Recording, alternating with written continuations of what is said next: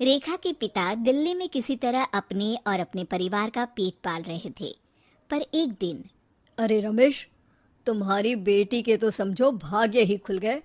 वकील लड़के का रिश्ता आया है। अरे वाह, कब करना चाहते हैं शादी? वो लोग तो जल्द से जल्द ही करेंगे। बाकी शाम को मैंने रेखा को देखने के लिए बुला लिया है।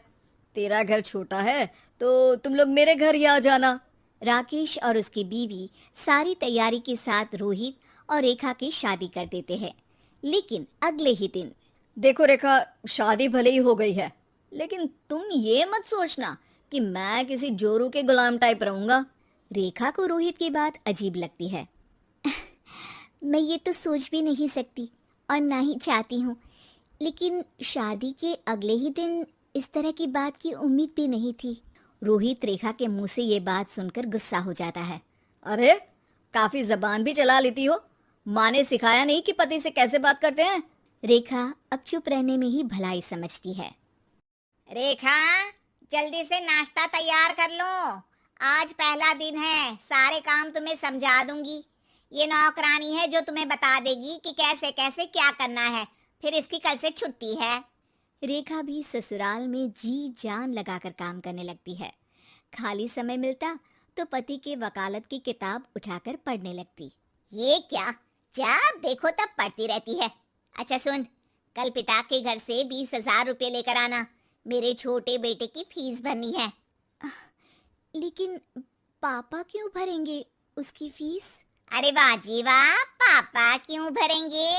तो ये बता, हम क्यों रखेंगे तुझे यहाँ? क्यों खाना देंगे फ्री में? अरे, क्योंकि मैं बहू हूँ इस घर की। तभी वहाँ रोहित आ जाता है। अरे वाह, बड़ी जबान चला रही हो। चुपचाप माँ जो कह रही है वैसा कर, वरना सामान उठा और जा अपनी झोपड़ी में। बेचारी रेखा क्या करती, पिता के घर जाती है, उनको सारा हाल बताती है। पिता भी जैसे तैसे पैसों का इंतजाम कर बेटी को ससुराल के लिए विदा करते हैं। देखा, अब कहाँ से आए पैसे? अरे बहुत माल है तुम लोगों के पास, बस सीधी उंगली से निकालते नहीं। नहीं नहीं माँ, पापा ने अपनी मोटरसाइकिल बेचकर पैसों का इंतजाम किया है। पता नहीं अब वो ऑफिस कैसे जाएंगे। अरे वाह भाई, ये भी हम सोचे। खैर, जैसे तैसे दिन बीतते हैं।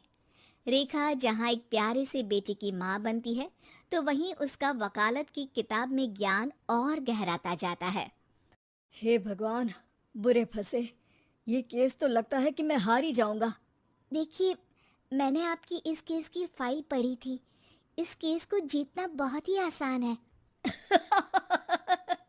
वाह भाई वाह, यहाँ वकालत की डिग्री लेकर भी मैं समझ नहीं पा रहा हूँ, और तुमने रोटी बनाते बनाते ही केस समझ लिया।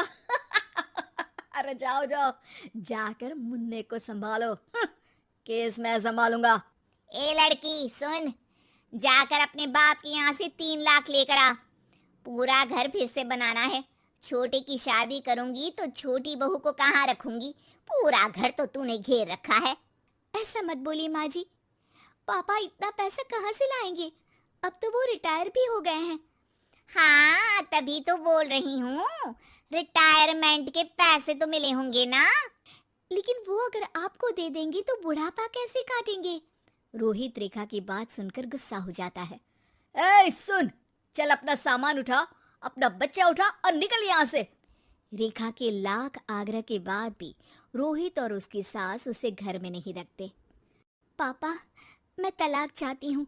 बेटा, मेरे पास वकील के पैसे नहीं है। पापा, आप मुझे वकालत करवा दीजिए, अपना केस मैं खुद लड़ूंगी। इस बार रेखा के पिता भी उसे ससुराल ना भेजकर रिटायरमेंट के पैसों से वकालत करवाते हैं। और फिर एक दिन कोर्ट के बाहर, रोहित, आज तुम अपना ही केस हार गए, वो भी उस लड़की से जिसकी तुमने कभी कदर ही नहीं की। रेखा, मुझे माफ कर दो। मैं इतनी बड़ी अमाउंट कहाँ से लाऊंगा? मैं हर महीने पैसे नहीं दे सकता तुमको। पैसे वहीं से लाना जहाँ से तुम मेरे पापा को लाने के लिए मजबूर करते थे। एक पिता अपनी बेटी की शादी उसकी खुशहाली के लिए करता है, ना कि सारी जिंदगी कर्जदार बनने के लिए। अरे, मेरे ही बेटे की किताब पढ़ पढ़ कर ज्ञान बांट रही हो? वकालत की किताब तो ससुराल में ही पड़ी थी ना। बिल्कुल, यहाँ मेरी गलती रही। जिस पैसे से मैंने इसकी शादी की थी, मुझे वो पैसे पहले इसकी पढ़ाई में लगाना चाहिए था। और आज रेखा एक जानी मानी वकील के रूप में काम कर रही है।